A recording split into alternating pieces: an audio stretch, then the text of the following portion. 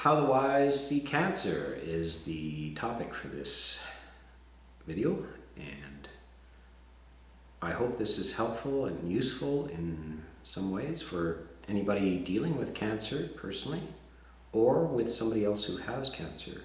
And of course, it's not just cancer, it's any serious illness. The Buddha and Buddhism have lots to offer about how to view the experience of sickness, which is a universal potential for any human. It's mostly, for most humans, one day they will be sick, and it can be terminate in death or in recovery. And we need strategies, we need attitudes, we need the right view of things in order to deal with this, in order to minimize suffering. There is physical pain, and then there's emotional distress. And the area we're going to deal with most is how do you reduce the emotional suffering as much as possible. And also, of course, if you can possibly reduce the physical suffering, that would be wonderful as well. So we're going to talk to Piyadassi, our lovely office steward at Birken Monastery and long-term practitioner.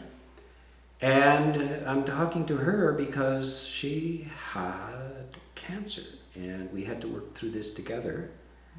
And I just want to find out from her, well, what worked, what helped, what attitudes, what did you learn from the experience?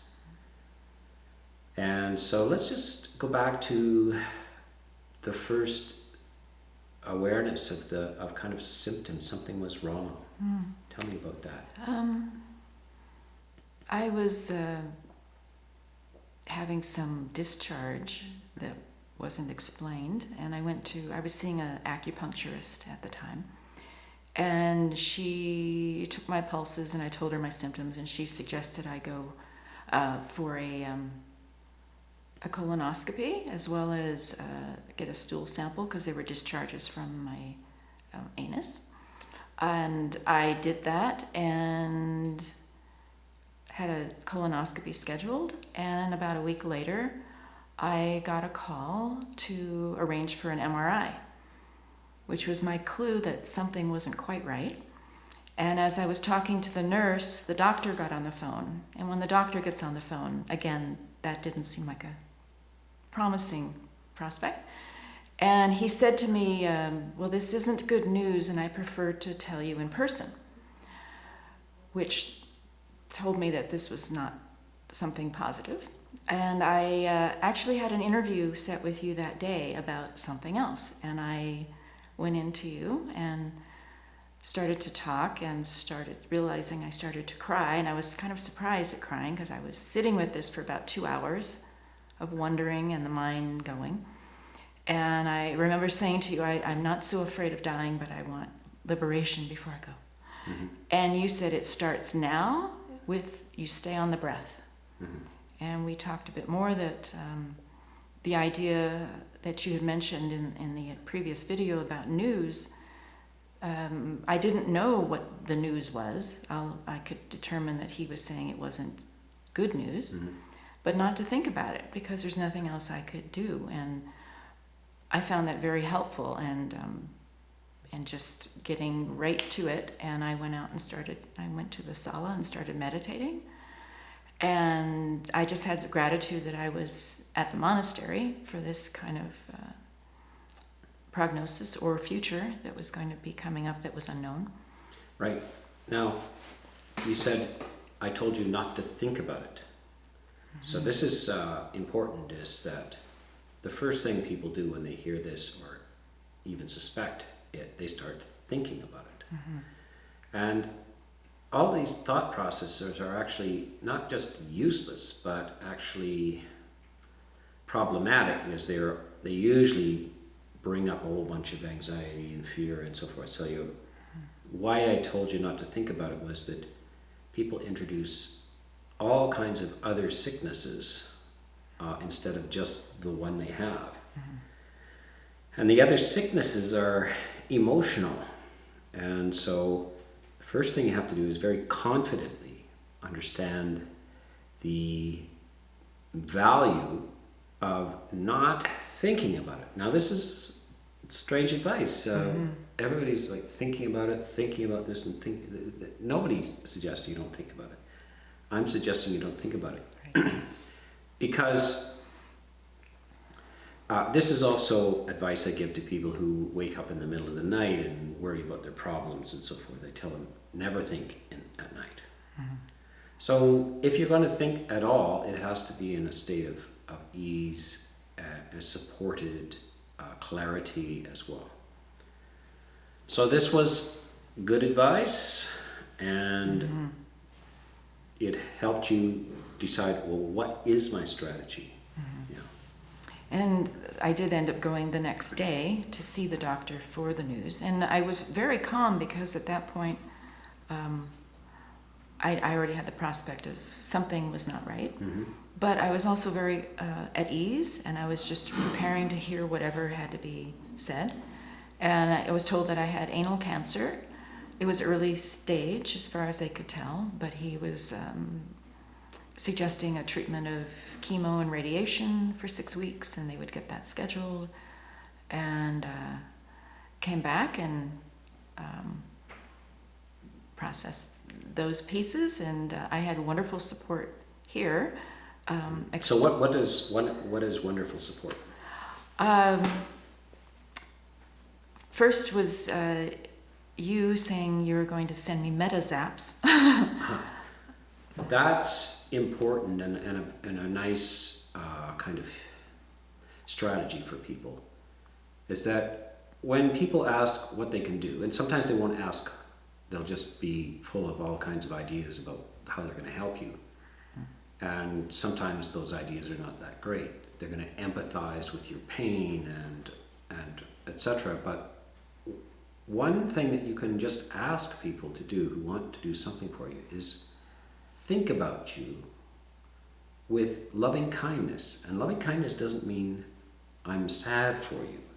It means may you be well, happy, and peaceful. So when you bring that person to mind, that the person with the illness, with the cancer, you visualize them and radiate towards them this sense of may you be well, may you be happy, may you be peaceful.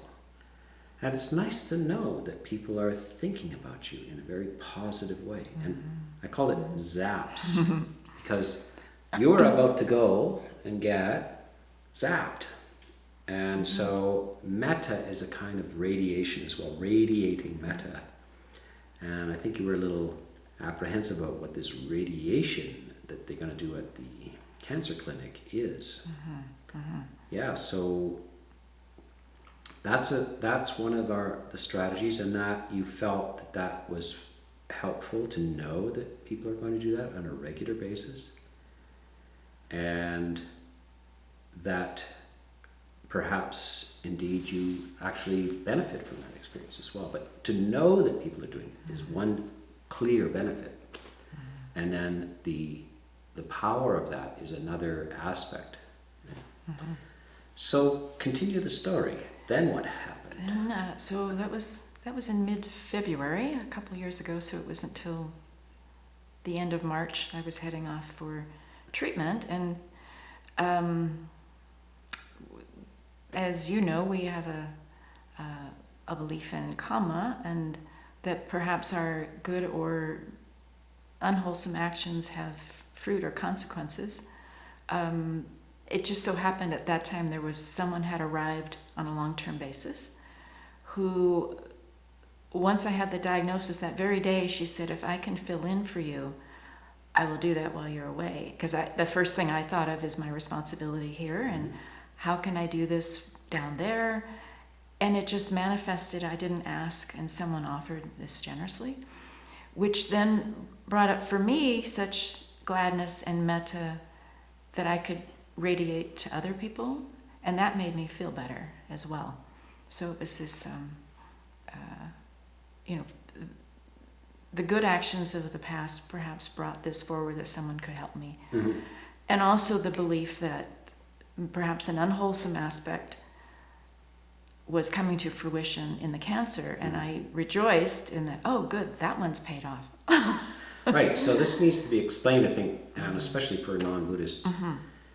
The idea is that we have all done negative and positive things in the past.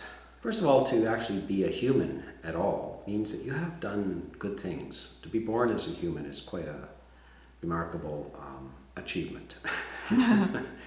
Many people think it's just an accident of biology and so forth.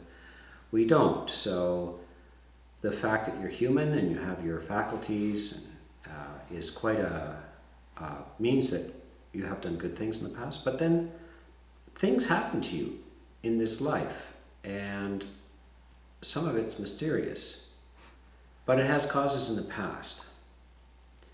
And we think that, and we don't know specifically what it was, but when negative things happen, we assume that there were negative causes.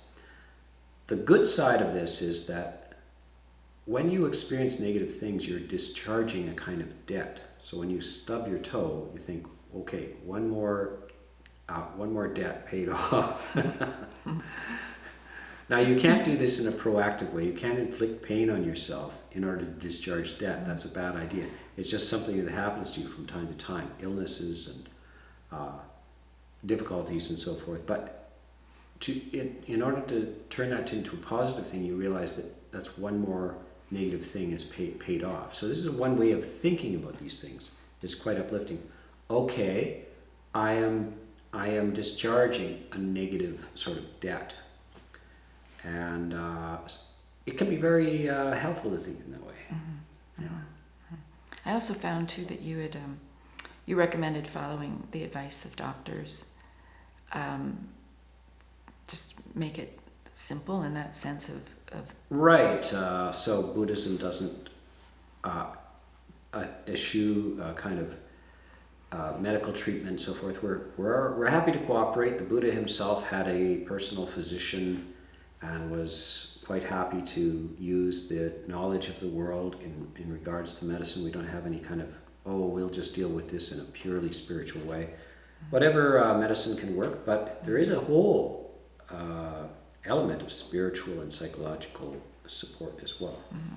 What I found was different for me, and perhaps it was the practice at that point, is if you had asked me even earlier that year maybe, what would you do if you got cancer? I might say I'd look into all these alternatives and try all kinds of different things. But once I had it, or was told I had it, I went, I don't want to boggle my mind with making another decision in that regard. And it felt so good to let go of my views and opinions about finding the absolute perfect right thing to do. And I had a good doctor. In fact, I was referred to a doctor who comes here, who's a Buddhist, and he took me on he was my oncologist. And I felt totally at ease with following the advice of what would be called Western medicine's approach to this. Yeah. And that took a lot off my mind, because what I also discovered, as soon as you let people know, their views and opinions start to flood in of what you should do and what you shouldn't do. Mm-hmm. And I found that not helpful to my mindset. So to keep my peace and to keep my mind on the game, more or less, right, I asked people not to share those. Yes. And that I respected their opinions, but I had made a choice, and I was going to go forward with that, with my full conviction. Well, that's so important that people understand that you have a right, especially when you're sick, to not listen to people. Not everybody's advice is helpful, and you also have a right to just cut to the chase with people and say, I'd rather not talk about it. There's all kinds of ideas in society about being open, receptive, talking about your inner pain and all this kind of stuff. It's not necessarily helpful at all. There's only certain people that you want to listen to, and especially when you want a game plan or an attitude. because generally speaking, people don't see cancer wisely. So the title of this little interview is How the Wise See Cancer. And some of the advice that you're going to get about a wise approach to this is very different than the ordinary approach. And that means that one recommendation is stay away from discussions about this with people. And just listen to your coach, that is giving you the game plan. So this is a strategy not just for illness, but for all of life. But so when you went to the cancer clinic because you had to do the treatment, and it's full of other cancer patients, isn't it? Yes. And tell us a little bit about your strategies for how are you with a whole place full of cancer patients going through this with all kinds of different attitudes. Mm-hmm. Well, the way my situation was is recommended for 6 weeks of radiation 5 days a week and chemo once a week. Or actually, I was taking chemo every day. So I needed to relocate to Kelowna for 6 weeks and go to the BC Cancer Agency. And fortunately, they have a living facility right next door, and generously friends and I offered and supported me staying there. But I had a roommate. We had meals every day with cancer patients and their families, so that was part of the living arrangements. And then we would walk over for our treatments. So it was a living situation for 6 weeks. And I before I left, I also told people I was treating this as a retreat. Mm-hmm. I didn't want to hang out. People offered to, should I come and be with you? Do you want to talk? Should we go shopping? Go for lunch? And I said, I really appreciate that, but I just want this as internal time. And I told my roommate, and she was very respectful of that. But early on, you'd be at a meal, and it was almost like the best analogy is kind of a prison sentence, almost like, what are you in for? Mm-hmm. What kind of cancer do you have? How long are you in treatment? Right. And I remember early, people would come and go at the meals, and I said, I have a lot of compassion for you, but I'd really rather not talk about my illness. I'm just going to focus on being here and doing my treatment. And often I got very odd looks, but they respected that, and I just kept my head down for meals. I would go for walks and kept to myself. Yeah, so we were modeling this on basically on meditation retreats and spiritual retreats, that at a retreat, although a bunch of other people are there, you're not unfriendly, but usually the usual injunction is to stay silent. You have your own life, your own work to do. And at some point, you can't do everybody else's work, and you can't just lay yourself out as a social being all the time. There's work that nobody else can do for you, and that you need to do by yourself in silence. Now, those who may be watching this who have never been to a retreat may think that they need, because they're nervous, they want people to talk to them and so forth. But one should consider the value of keeping your own counsel or the counsel of the wise. So it's not that you don't hear any voices, but you are very selective about whose voice you hear. And so that they don't pull you into unwanted confusion and so forth. So did you listen to any Dhamma talks or anything like this? I did. This was before your YouTube talks. But there were other Dhamma talks I had downloaded.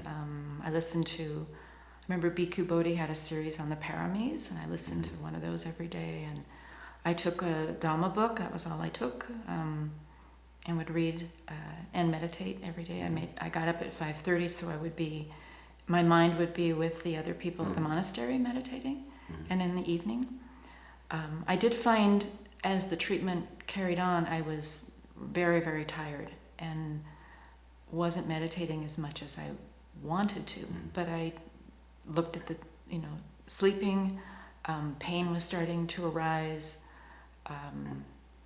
and I kept following that. There was a moment where I saw, in the mirror in the room, I saw my reflection, which had a grimace. Mm-hmm. And I realized that I was anticipating pain, whereas I may not have been in pain at that moment. Mm-hmm. So I brought my reflection to, am I in pain now? And Mm-hmm. if not, I was looking at that moment. Oh, good, there's no pain.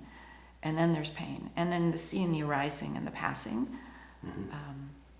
And using the meditation as much as I could to stay with the breath and find peace. And there was one particular sit where the pain went away. It had been very intense, but I was meditating and the pain went away, and I just felt such joy of a realization of like, oh, this meditation stuff really works.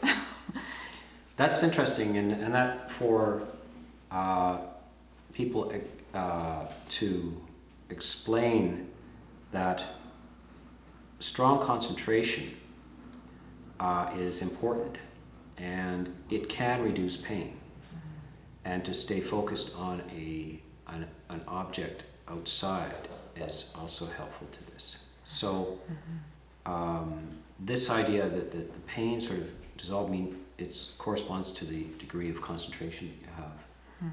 And this is very important to know that that's an option. Now, not everybody has the capacity to concentrate like this.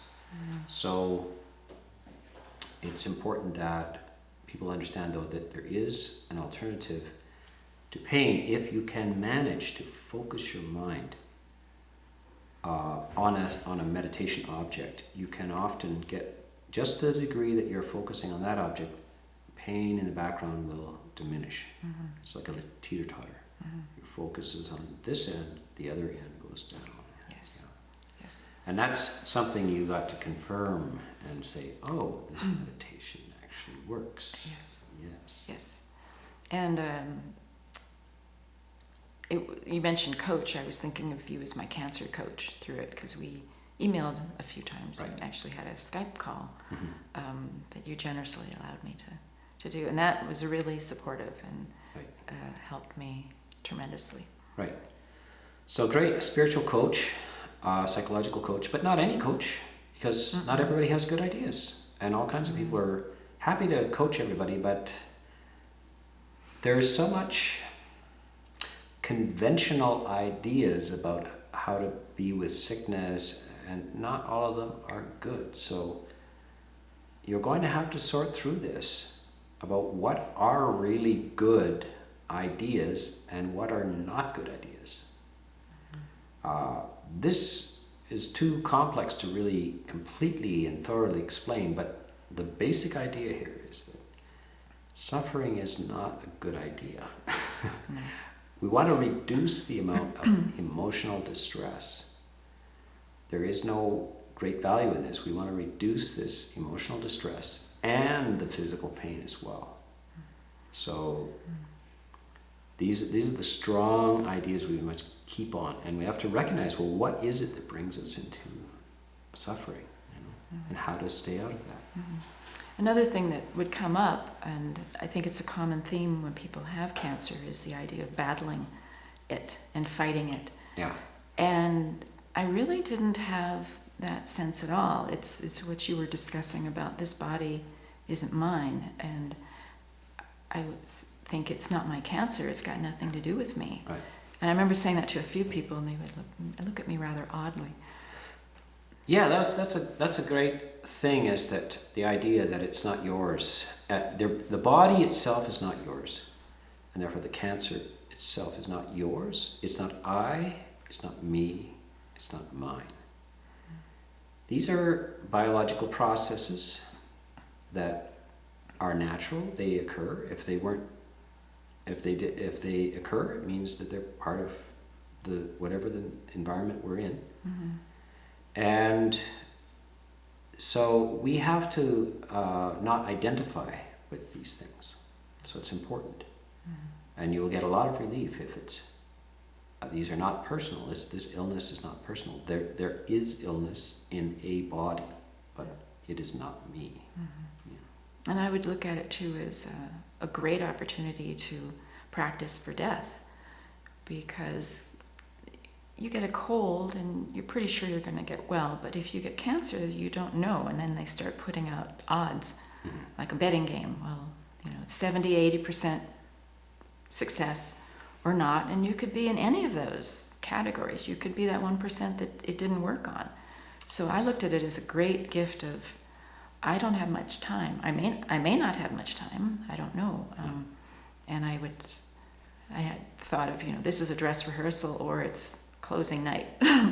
You just don't know. So I want to be at peace every moment that I'm alive, and this is a great opportunity to really turn the flame up on my practice and work with that. Right. So we're using the idea of death as an incentive to live, to live well.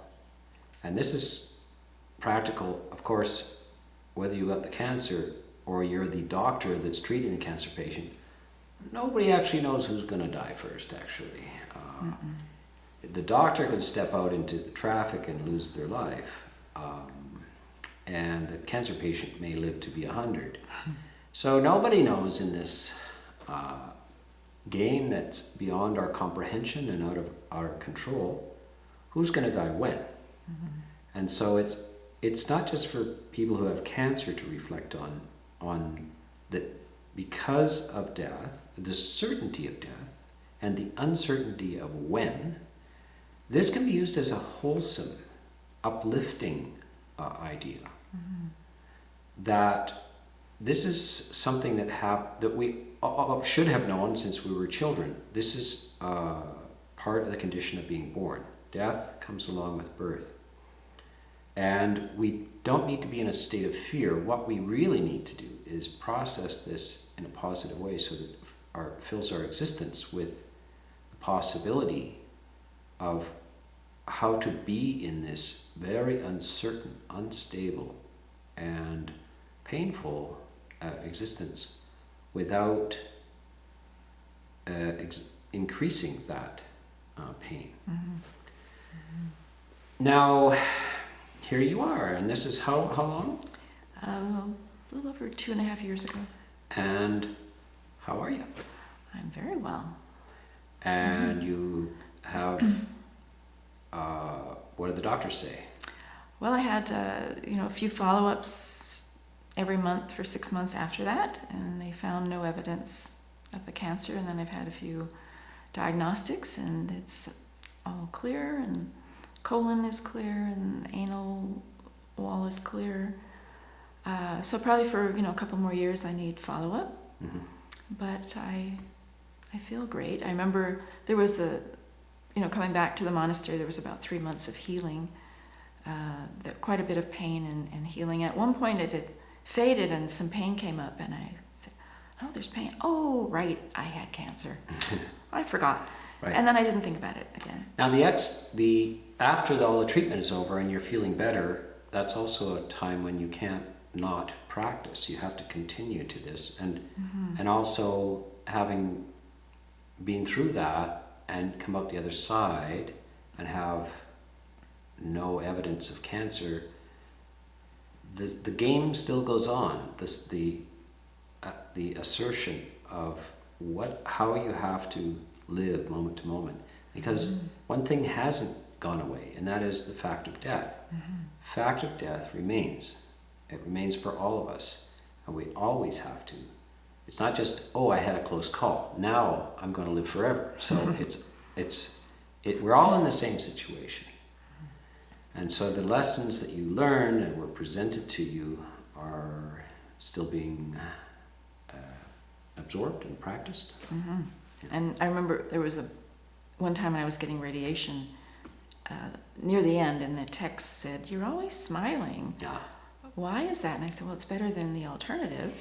So I think, and I would make myself smile a number of times when I was in pain, because it's uplifting. And that's something after the fact as well, is because we all have bad days for whatever emotional reasons, or we're not feeling well, and to smile or to bring a positive thought to mind, or to have metta for someone else and for ourselves. I think that's important. And yes, to just remember that this could be the last breath, and it's a wonderful time to bring the practice. Well, there's another little tip, is the idea of smiling when you have no authentic feeling of happiness. Smiling as a kind of a reminder, it goes backwards in the circuits and reminds you of that other experience. So people often think they have to be authentic. Well, I've got cancer, what are you talking about, smile and so forth. That's Pollyanna kind of stuff. That's not Pollyanna kind of stuff. Actually, most people have cancer before they know they have cancer, and they can be walking around smiling and having no fear whatsoever, and then they're told they have cancer. There's very little difference between the day before and now this, and now you can't smile. So you were smiling with cancer. Why don't you continue to smile? It's because you have cancer that it's a good idea to smile. I have a saying, the worse it gets, the better I feel. And that's a strange saying, but I'm going to leave that for whoever is watching to contemplate and to unravel. I'm not going to explain why the worse it gets, the better I feel is a good thing to contemplate. You're going to have to sort out the meaning of that. And it's a good one, though. And everybody else says, the worse it gets, the worse I feel. The better it gets, the better I feel.